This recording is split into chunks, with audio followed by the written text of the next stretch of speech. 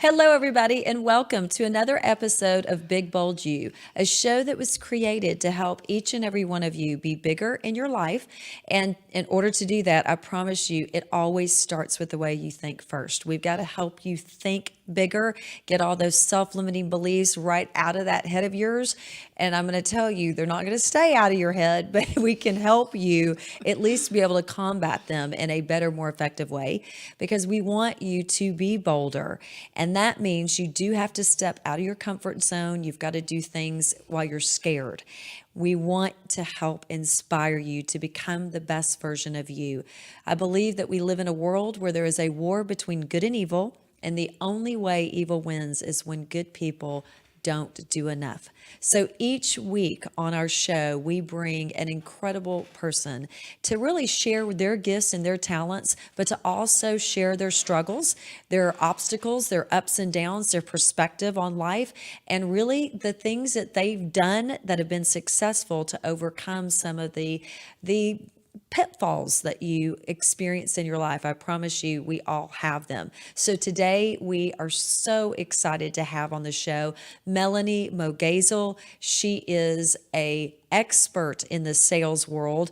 And I'm just so excited, Melanie, to have you here. And I'm even more excited for us to talk about our topic as well. Oh, me too. Before we jump into that, just tell everybody a little bit about who you are and where you have really where you've come from and how you got to where you are right now. Oh my gosh. How long do we have? No. I mean, I know, believe me, it's a long. It can be, right? Yeah. Right. Oh, yeah. Well, I'm Melanie Moghaizel, co-founder of Always Good Sales and Success Coaching. And I've really had a long journey through sales and throughout it really found myself in it and have a deep, deep passion for what it brings to people. I mean, truly. Okay, we have to talk about the name of your company. Because I love it. I think it's amazing. So the name of the company is Always Good. So all ALL ways Yes. good. And yes. I love that because to me, from the get-go, it shows everybody who you are and what you're about, which is always are good. There's not just one way to do something.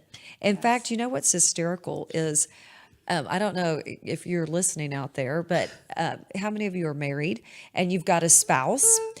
And I remember one time my husband and I were having this, I'm going to call it disagreement.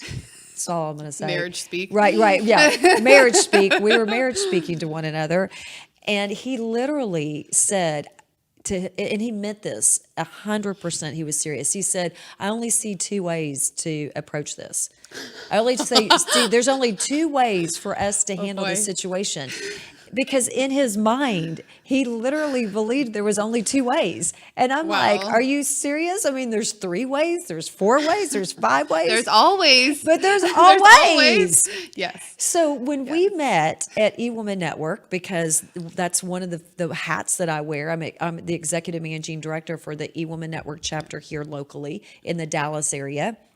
But when we met and you said always good and you explained it, I immediately fell in love with her. Because it's a completely different perspective. Yeah. And I mean, tell everybody how it came about. Well, and it's the perspective we need. I love that you talk about that, and I love your mantra, changing the world positively by positively changing people, because Amen. We need more of it. And that is a lot of what the name really represents. And before it was a company, it was a mantra. And before it was a mantra, it was a total philosophy. And I love that because here we are getting ready to start an incredible new year. And I think it's so important that we have mantras that we're living by, that we're saying over and over and over in our head, because it's vitally important. So how cool was it that you had the mantra, it was your perspective, it's your mantra, and now it's a business. I love it because it's the core of who we are. I mean, so I love when you called me yesterday and you said, hey, how are you? And you got to hear me say it, That's my response. Anytime you ask me, how are you? I say, always good. If you look me up on LinkedIn, you will find Melanie Moghaizel, AKA Mrs. Always Good, because I live it. I Right. really live it. You totally do. Oh, absolutely. You have to. But what's fun about it is, because people ask, are you really always good? No one is always all the time good, but it's a statement that brings you back. It's that anchor. When you have a mantra and it runs all the way down to your core, it can really conjure something. So maybe I'm not in the best mood, or maybe I'm distracted. And someone says, hey, how are you? There it goes. Right. Automatic response. Oh, I'm always good. So this is so awesome because one of my personal mantras that I say all the time, and I typically say it when things are good, and that is, I'm grateful for all things. I'm grateful for all things. I'm grateful for all things. And I mean, but believe me, because there are times when it's not easy, okay? It's hard and you're going, but that's one of the things I say to myself. And I love it that you said that because I'm in the process of writing a book. I might have to incorporate that a little bit more I would be deeply into my book writing process, because you do have to be grateful for all things, because everything that happens in your life is going to be turned to good if you allow it and if you have that right perspective. Yeah. So I do want to jump into the topic of being a woman in a man's world, because recently I did like 7 radio interviews on this topic. Really? And I didn't know that. You would think, I don't know if you realize this or not, but the Monopoly, Hasbro a few months ago did a Miss Monopoly game. Have you heard this? No, and Okay. I love Monopoly. I love Monopoly So I'm too. all ears now. It's one of my favorite games, In fact, when I was in college and I was growing up, I used to make people play with me. It says a lot. How you play Monopoly will tell you a lot about a person. I mean, and I'm like, we are going until somebody wins. I mean, so Yes. yes. So it could be hours. It could yeah. be It's a commitment. It is a commitment. It could be hours that we're playing this game together. Okay, you and I have got to play. Yep. But Hasbro came out with a Miss Monopoly game. Okay. And what they did though was, when a female participant passed go, they got more than $200, and Really? the male counterparts got less. The females start the game with more money, and the whole thing, the whole premise was, let's get people talking about, is the business world still a man's world, or is it changing? Yeah. And let me tell you, all of those radio DJs that I talked to, every single one of them didn't even believe there was a gender gap. They didn't believe that it's still a man's world. I mean, I was like, are you crazy? Well, and part of me thinks there really always should be a gender gap because we're different. Exactly. And that's my favorite thing about this topic is that, the discussion for the longest time was, how do we get, equal pay and equal this, equal that? And I think we're not equal. We're not. Women bring something so different to the table. And my favorite part of this topic that no one really talks about is that, we should be embracing our differences, because that's where the strengths come in. And that's where so many women have struggled. It's like, how do I wear pants? How do I wear pants? It's like, maybe you're not built for pants. Well, you bring up a really, really great point, and that is, instead of, but I think this holds true for every person, and you tell me your thoughts over here, because if you've got a comment, we're going to bring you into the conversation here, because this is a really great one. But I think that's true for every person. If you as an individual are comparing yourself to somebody else, whether it's a male person or a female person, you're not really emphasizing who you are authentically, and who your strengths are, and what you bring to the table. So I think that's an amazing point.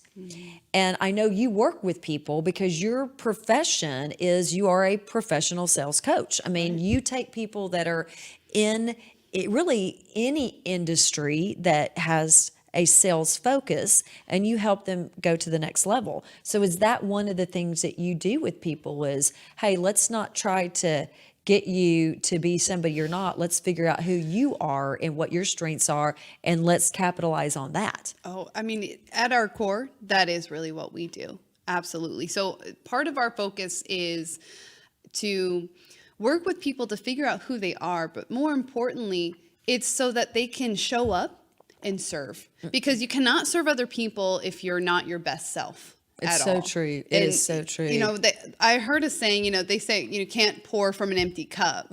But one of my favorite alternatives to that quote is that you are meant to fill up your cup until it overflows to your saucer, and you serve from the saucer. I love that. Yes! I love that, Don't Melanie. you love that? Oh, serve from the overflow, your abundance. That's what you give away. Well, you know, Truly. and what I love about that also is what I say is, you know, when you first start your journey in life, I don't care where you are, I don't care how old you are, when you start your real journey, because, you know, let me tell you, there's some people that life has not been easy. It's been a rough path, and you might be in your mid 40s or in your mid 50s, and now you're starting your journey because you were afraid to begin earlier.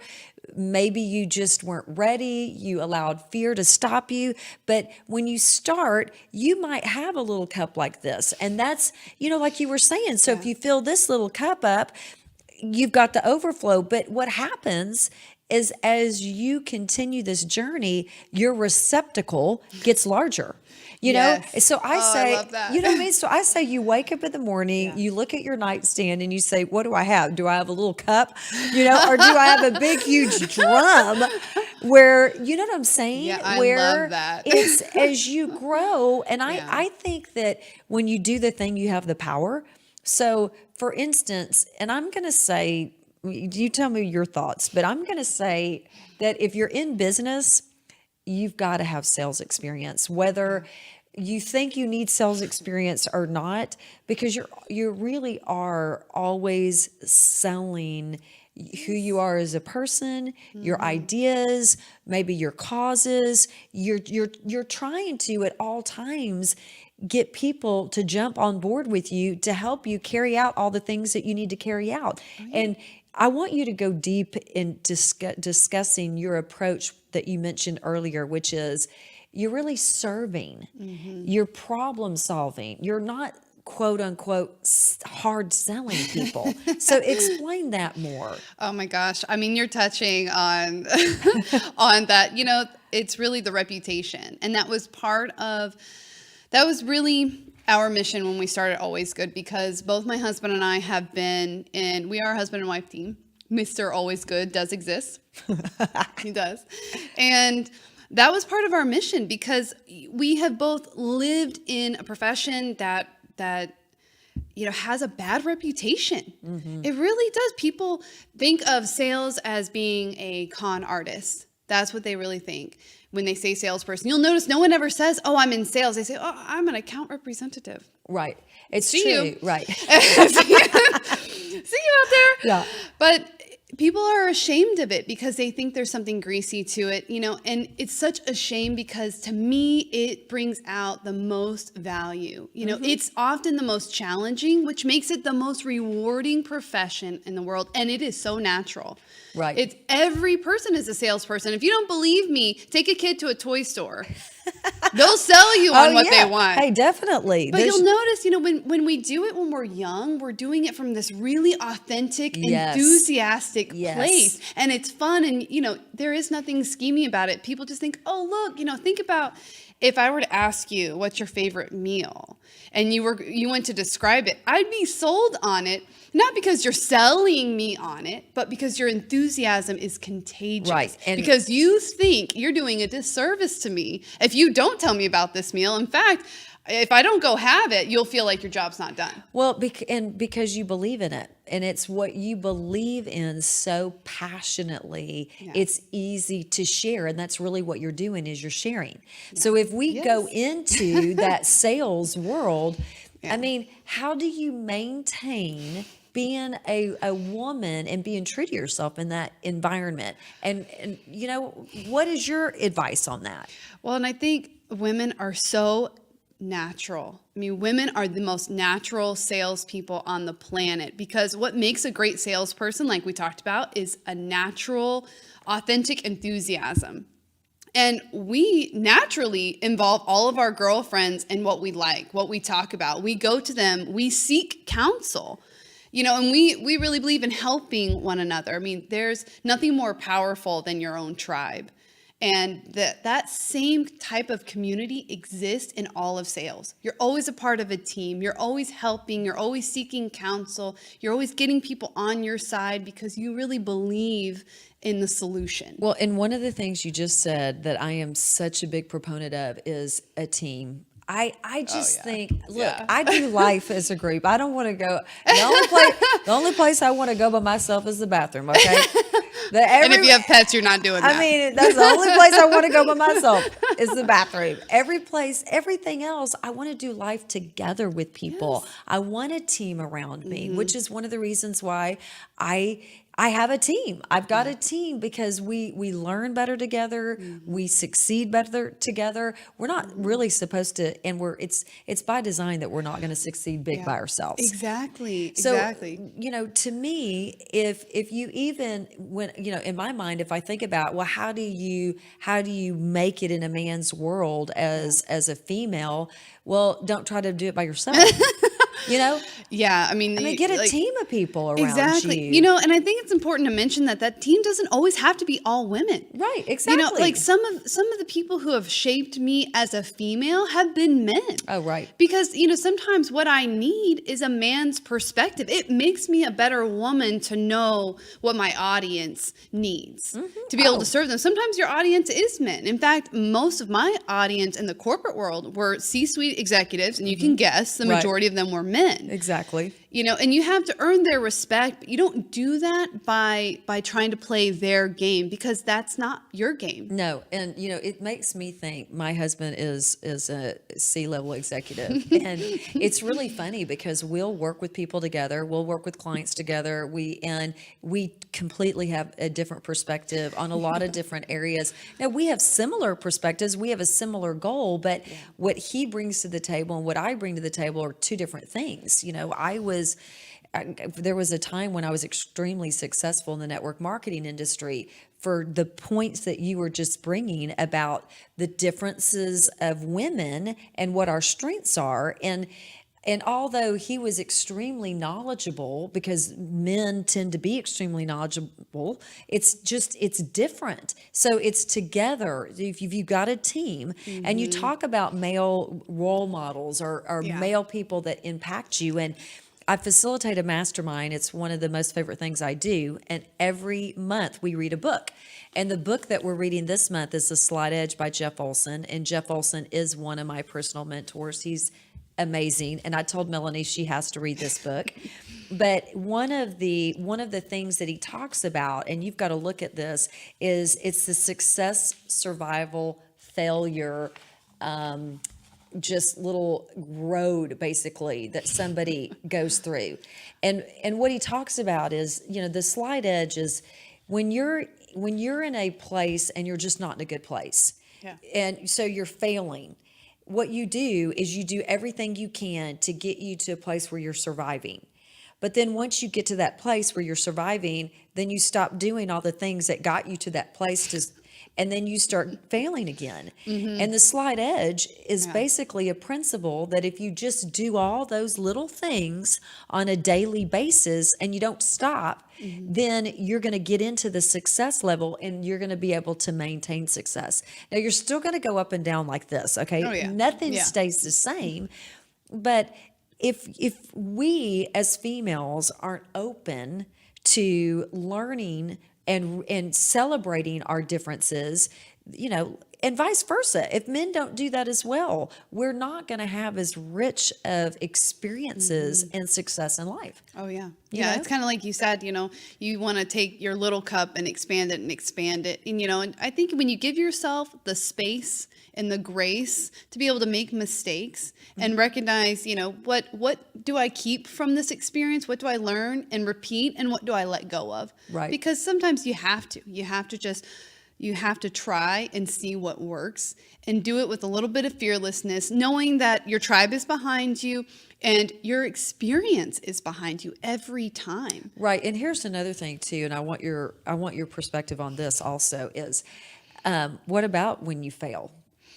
Oh, yeah. I mean, there's a little principle that I like to live by myself. I mean, there's lots of them, right? There's so many tools. That's hence the name Always Are Good, because there's so many tools out there and they're all wonderful. And you grab them based on what you need when you need it.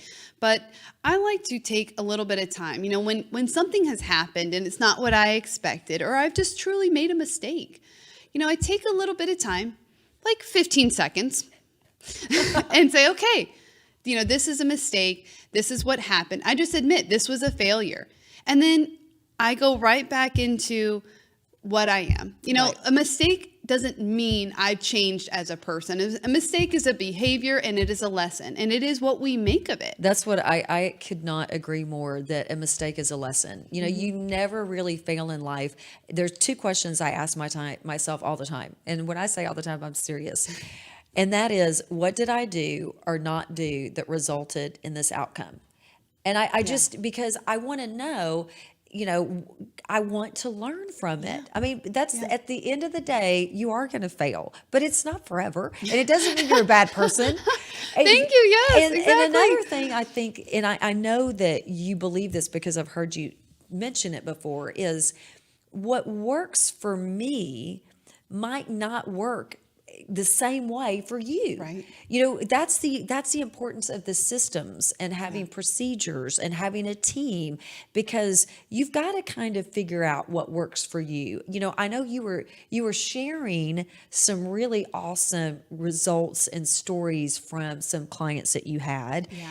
And I know you've got some really great stories of, share some of them with us. What you kind of change people's perspective and help develop different systems to have success. Oh, yeah. I mean, to me, that's my favorite thing, is when we can work with somebody and you can see it. You get to watch the light bulb go on, and more importantly, you get to watch how their lives change, because that has been my experience. Everyone who's ever been in sales that I've known who stayed in it got to appreciate the change that it brings to your life. And it has so many layers to it. I just love it.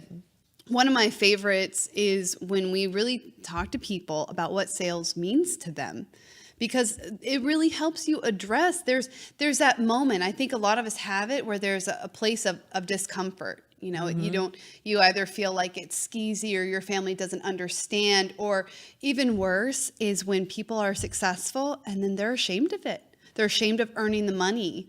They're ashamed of any level of success. Maybe it's more than their family has ever seen before, and they don't know how to accept this new version of themselves. And that really has become a big part of our coaching too, is preparing people for the life they deserve. Right. And it's amazing how much we have to talk about that. Isn't that funny? But, I think it's just proof that there needs to be more people out there like you and I who are really showing them what a life lived looks like, a good fulfillment. Well, there are people there's this one poem, and I cannot think of the name of it, but I think Marianne, somebody wrote it, but she talks about how a lot of people's fear isn't that they will fail. Their fear is they don't want to be that big. Yeah. And that's one of the reasons why I started this podcast, Big Bold You, because listen, each and every one of us was sent here with unlimited potential, and we're supposed to play big. Yeah. We're supposed to play full out, because it's when you are playing your biggest and you're living at your highest potential that you are going to be blessed with an abundance. And like you said, Melanie, that abundance is what you're going to serve and give back with. If we're constantly in a place where we are just barely making it, we can't give back. We can't live to our fullest potential when we're in that state, because we're barely making it. We're just, we're distracted. Yeah.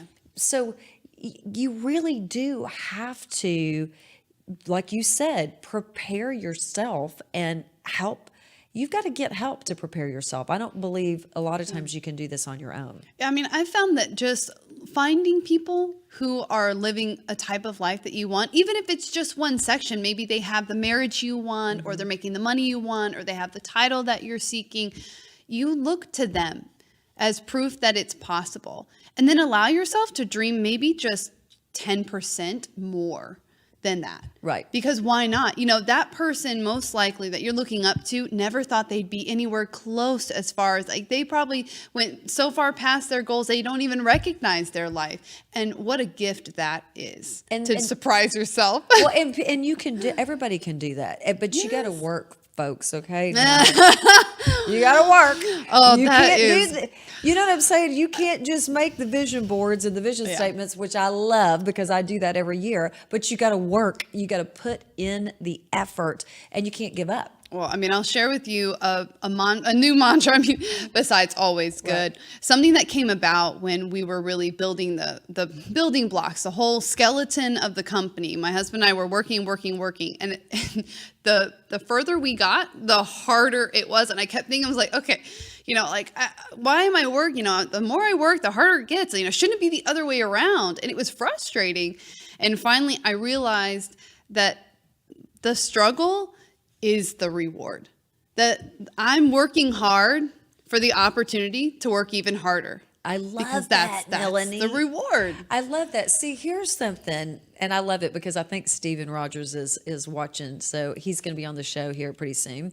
But this is one thing I love about exercise and working out. My dad was a professional tennis player, and I've always been very physically active because to me, it's just like you said, you know, that hurts so good when you're working out. Yes. When you're working out, and then the next day, I mean, It feels good to be sore, right? It feels good. You're sore. You know. I love it when you're just you don't think you can go anymore, and you go more, and you're just sweating and you're aching, but you push yourself.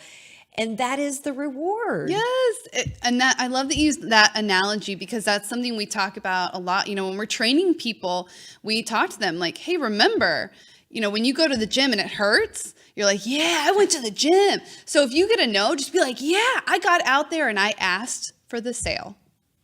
I got the reward of getting a no. And every no led me to my next yes. Every push-up led me to that sculpting that I see. I mean, and it's not without dedicated daily hard work. That's why we're so proud of it. I love that hashtag the struggle is the reward.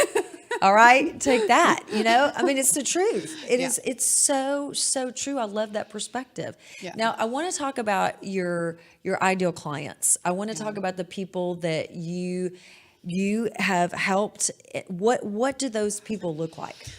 Oh, they're my favorite people in the whole world. And the leading factor that connects all of them, because you're right, we work across all industries and we've really expanded beyond the one-on-one. We've now started working with team clients and that has really expanded. So now it really is every industry. But what connects them all is an enthusiasm for their product and their service. And I think it starts with that. There has to be a desire and there has to be a willingness to learn.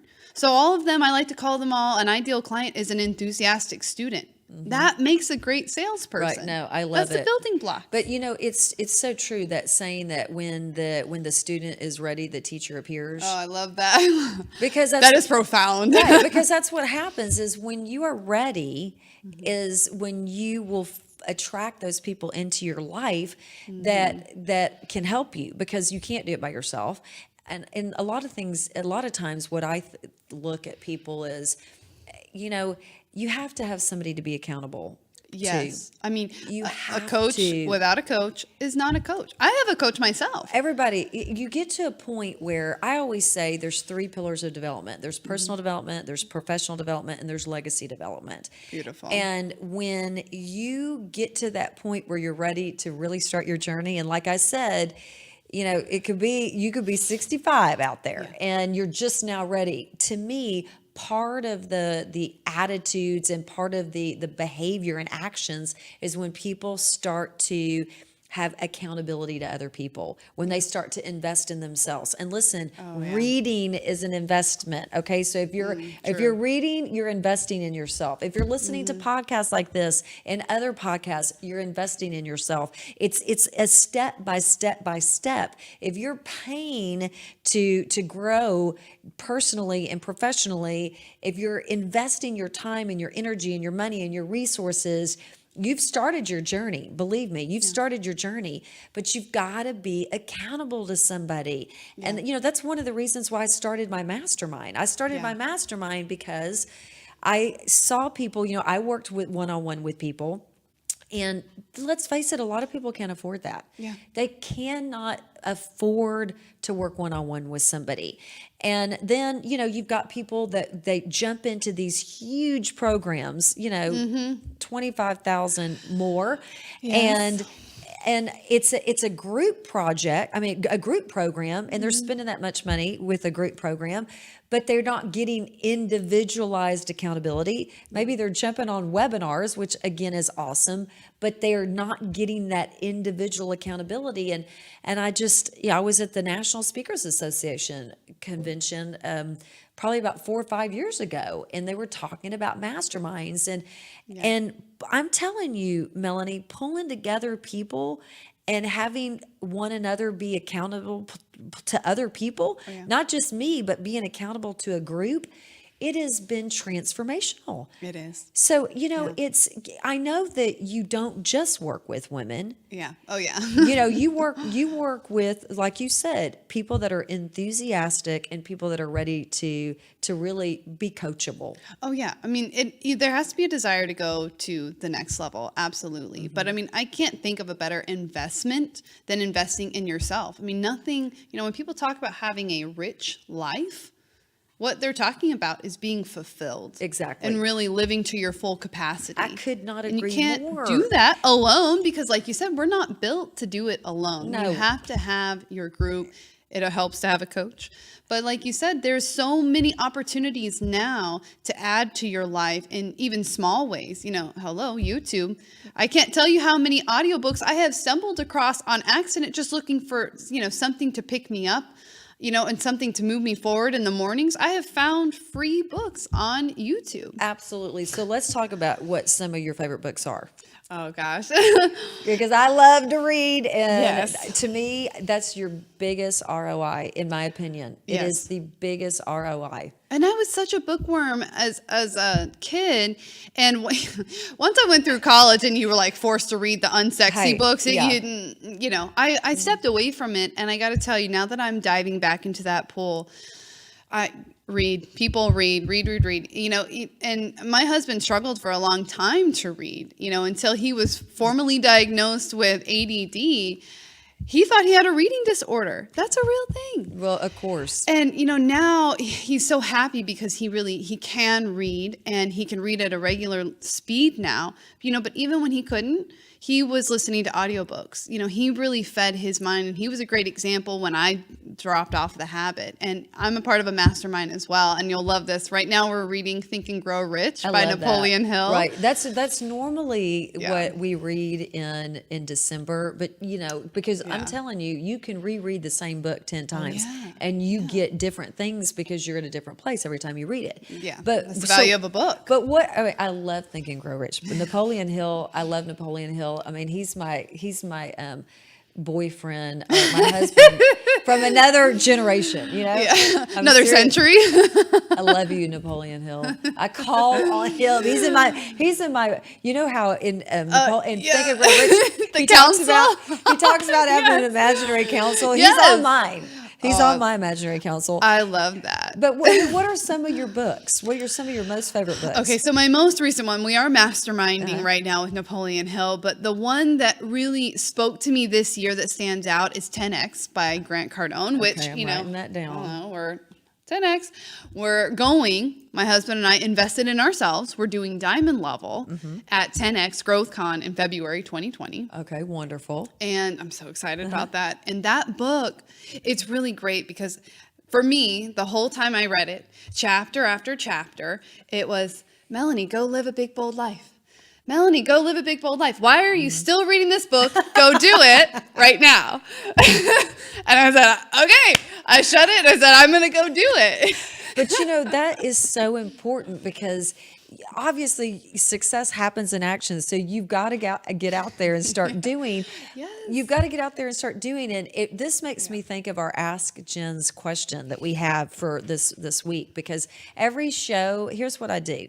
If you've got a question, if you've got a topic, if you are somebody that maybe you have experienced a lot of strife and you've overcome it, or maybe you're still in the muddy waters like Dr. Susie talked about last week, but you want to share your experience with people, please let me know. So this is a question that actually came to us from one of our guest network a few weeks ago. And here's the question.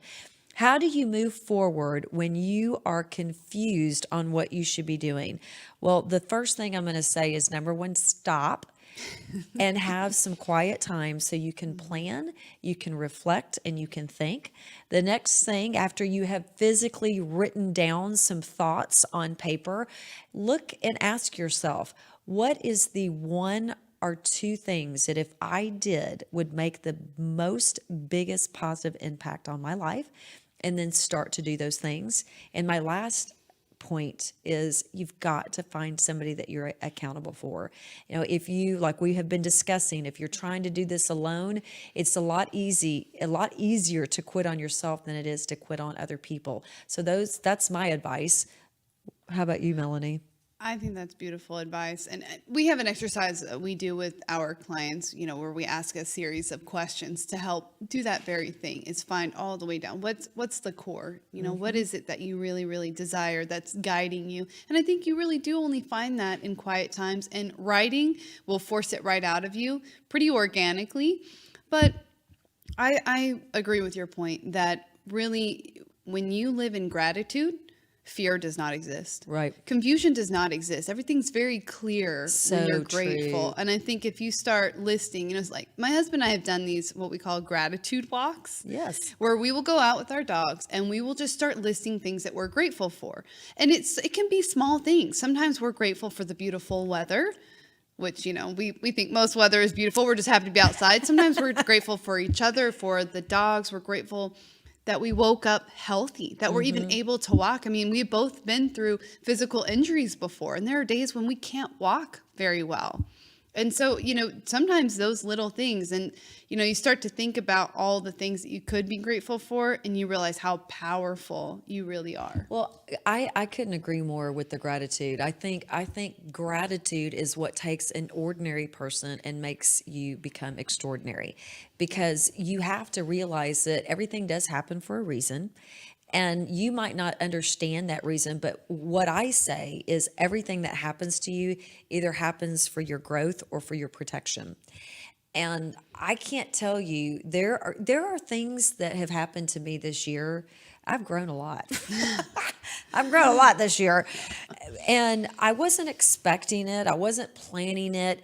But I needed to experience them. Mm-hmm. And what I have found in my life is, a lot of times when you do go through challenging, difficult times, it's when you grow the most. Yeah. I love fun. I'm all about fun.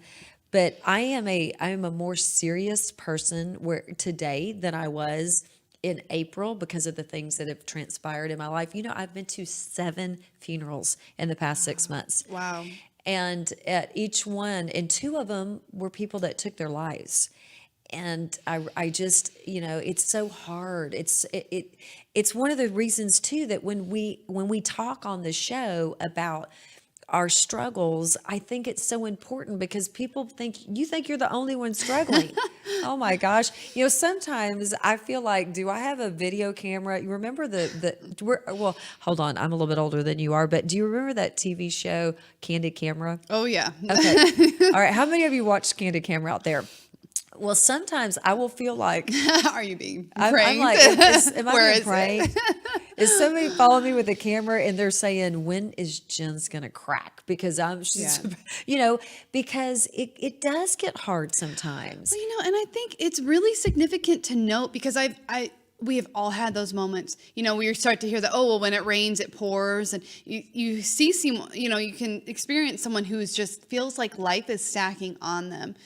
And I always think that is a very significant moment, because I told my husband, we will go around in a circle. We will repeat our cycles again and again until we find the exit, because we're in that circle for a very important reason. So if you're getting hit again and again, especially with similar experiences, and you feel like, man, why is everything coming at me? It's because the universe is trying to talk to you. It's saying, move forward, Right. Step forward. It's time for you to grow. Right. That's exact. I mean, what I say is life is like a maze. There's one right way in and there's one right way out. Ziggy he's heard that so many times, I'm telling you.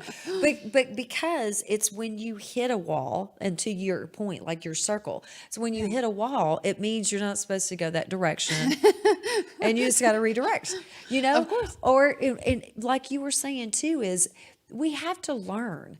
And if the lesson is, if you're in the same lesson over and over again, you haven't learned the lesson. You haven't. I And have a story for you. It's about always good.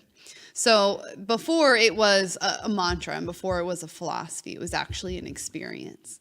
So my husband started his sales career very, very young, at 19 years old. And he had a phenomenal year. He was in a commission-only job, selling furniture, loved it, blew it out of the water, made the best money of his life. And he said, you know what, this year I'm going to get my dad a huge gift, and I'm going to send him home to Lebanon to visit his family. He hadn't seen them in 10 years. His own mother hadn't seen her in 10 years. And so he pulled together with mom and his sister, and they sent him on a 2-week trip to Lebanon. And a week into that trip, his father died suddenly of a heart attack. gosh. I mean, you talk about life coming at you. I mean, truly, it was a punch in the mouth. I mean, and it knocked him over for sure. That next year, you can imagine, that was a hard year, commission only. He didn't feel like selling anything, and he was just picking up the pieces. And it was a real struggle. He started to think, of course, everything started to be a struggle. And so he thought, maybe this isn't for me. And he had an opportunity to do a training. And he's like, oh, thank goodness, a chance to get off the floor and reflect and decide, what my career move is going to be. And that training was the 7 Habits of Highly Effective People. Love it. And he had a homework assignment about 3 nights in, and it hit him. He thought, wow, I can decide. I can decide how I feel about things, and I can determine what my life is. I can decide, is this a stopping stone or a stepping stone for me? And he thought, you know what? The worst day is already done, and I've been reliving it all year long. He said, you know what? This isn't right.